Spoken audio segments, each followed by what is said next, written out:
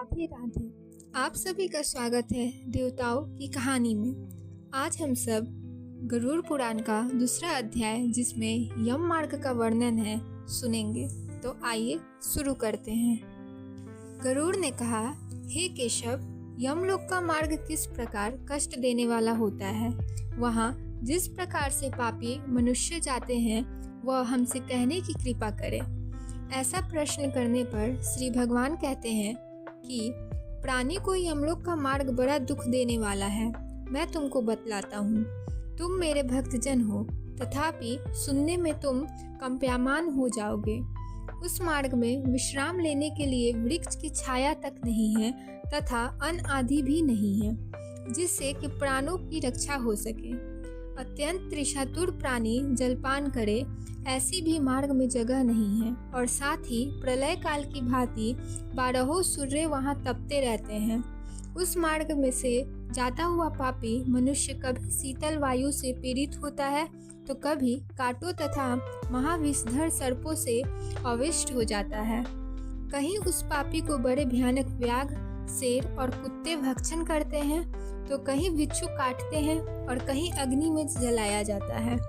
इसके बाद वह महाभयानक असिपत्र वन में पहुंचता है जो 2 सहस्त्र योजन लंबा चौड़ा है।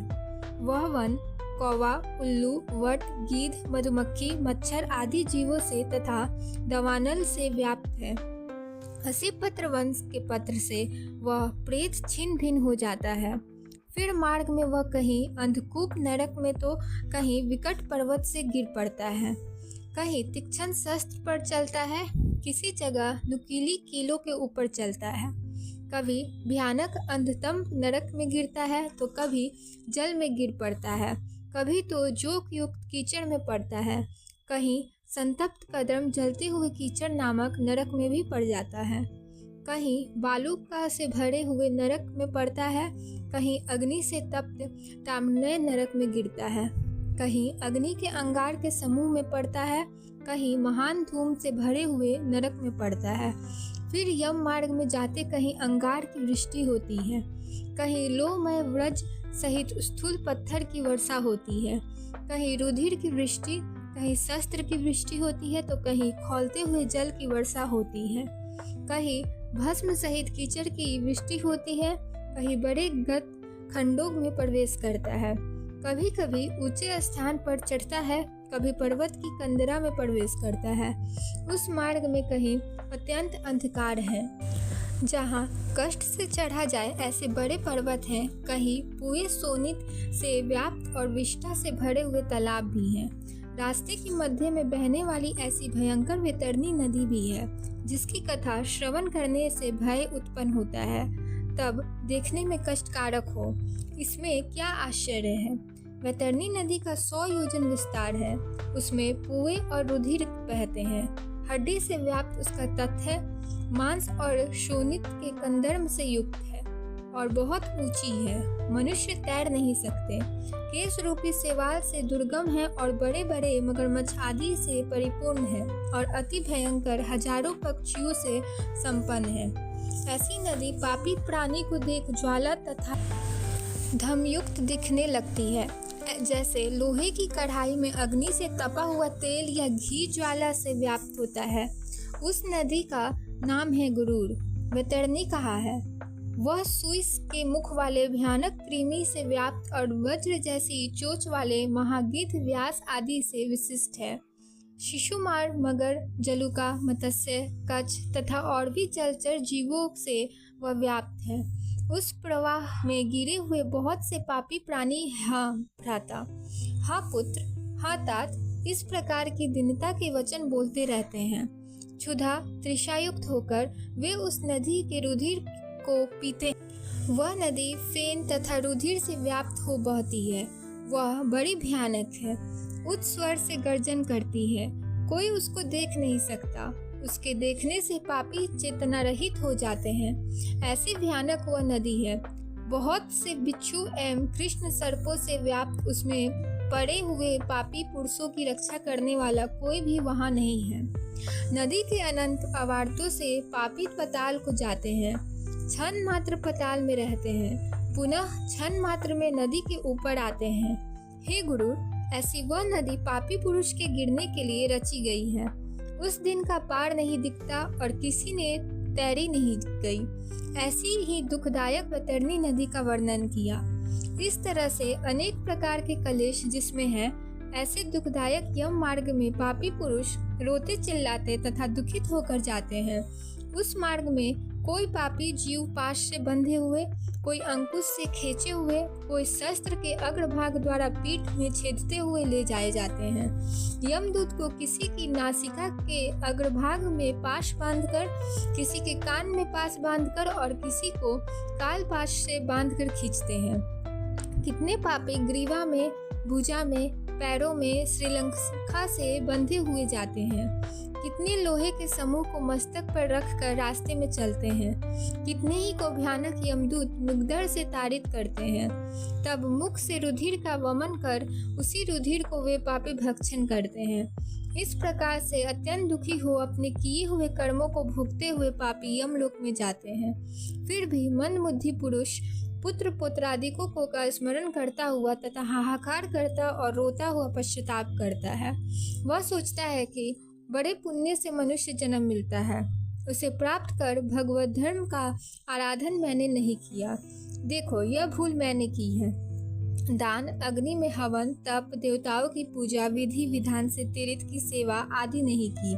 हे जीव, तुमने निंदनीय कार्य किए हैं, अतः तुम अब अपने किए हुए दंड मार्ग को भोगो। इस प्रकार आत्मा आत्मा को संबोधन कर उपदेश करता है।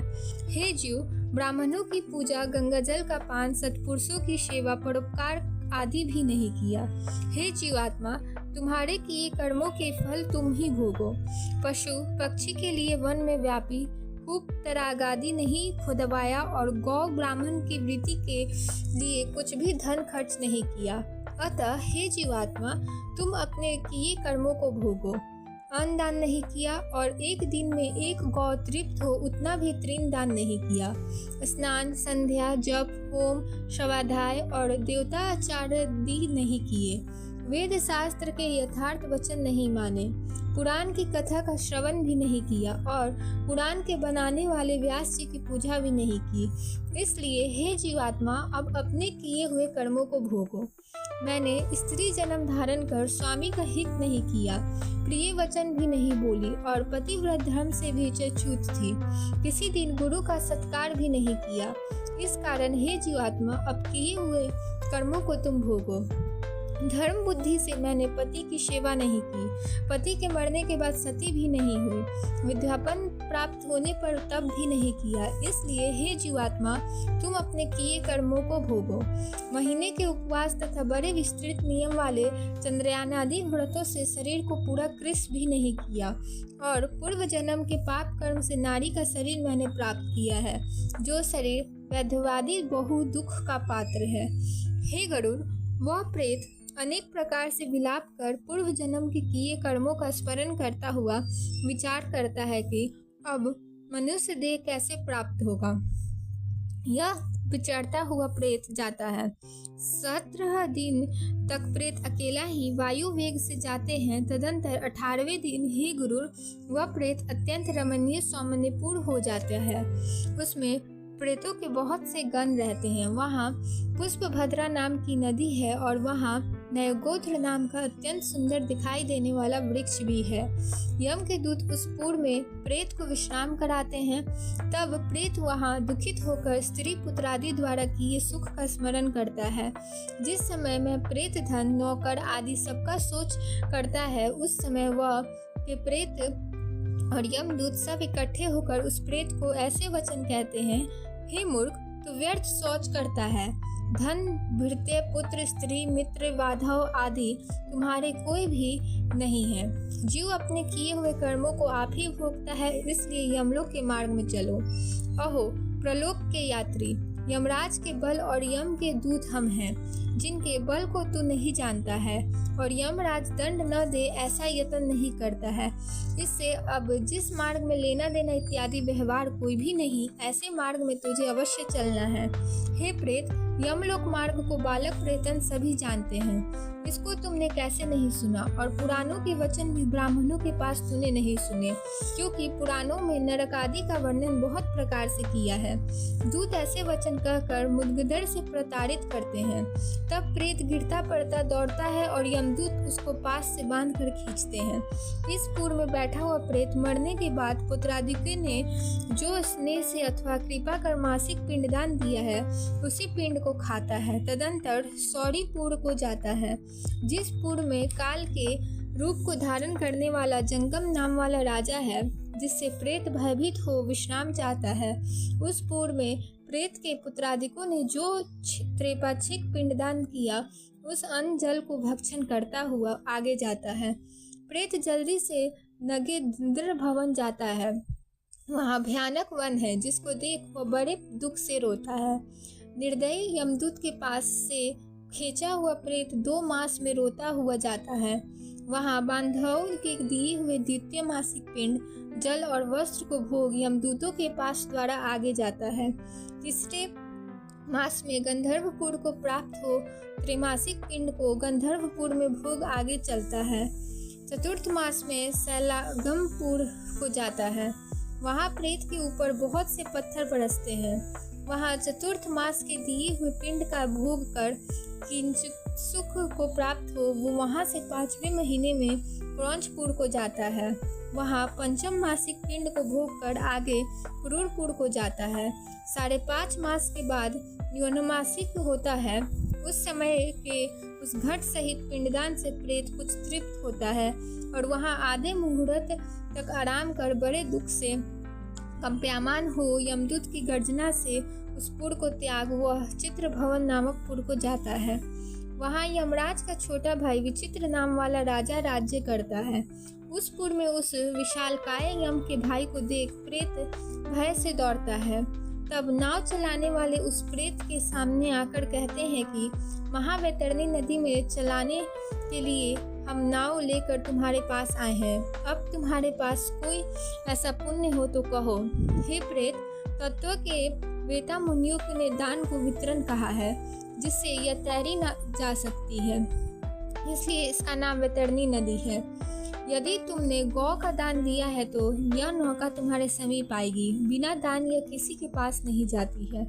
ऐसी वचन सुन प्रेत हाहाकार शब्द करने लगता है। हा देव, मैंने दान नहीं दिया। ऐसी नदी को देख प्रेत भयभीत हो विलाप करता है। जिसने गोदान नहीं किया, ऐसी पापी जीव वैतरणी नदी में डूब जाते हैं।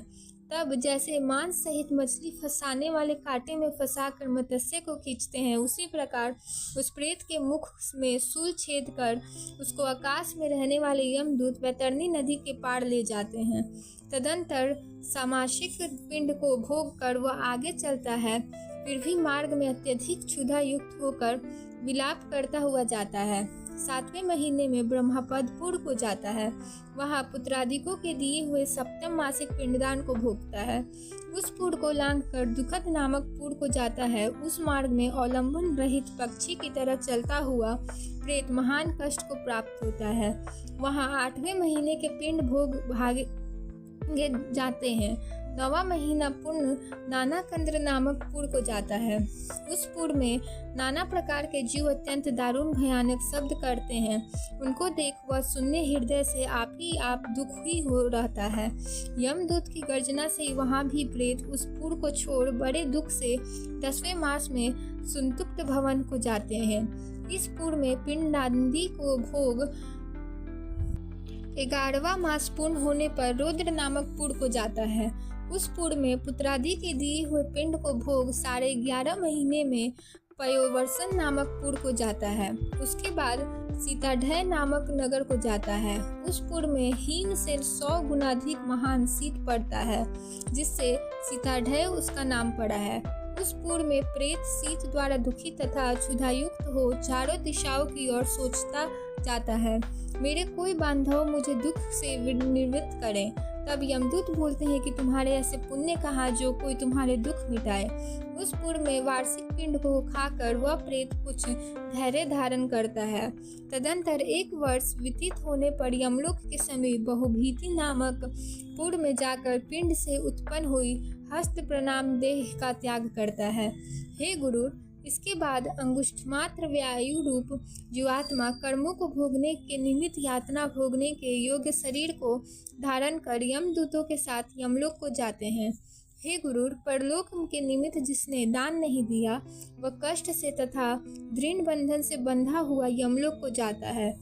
उस यमराजपुर के 4 दरवाजे हैं। इसमें दक्षिण द्वार के मार्ग को हे गुरुर मैंने तुमसे कहा। उस भयानक यमलोक के रास्ते में क्षुधा, तृषा, श्रम आदि से दुखी हुए प्रेत जिस प्रकार से जाते हैं उसको मैंने कहा है। अब तुम क्या सुनने की इच्छा करते हो? तो बोलिए, विष्णु भगवान की जय, गुरुर महाराज की जय।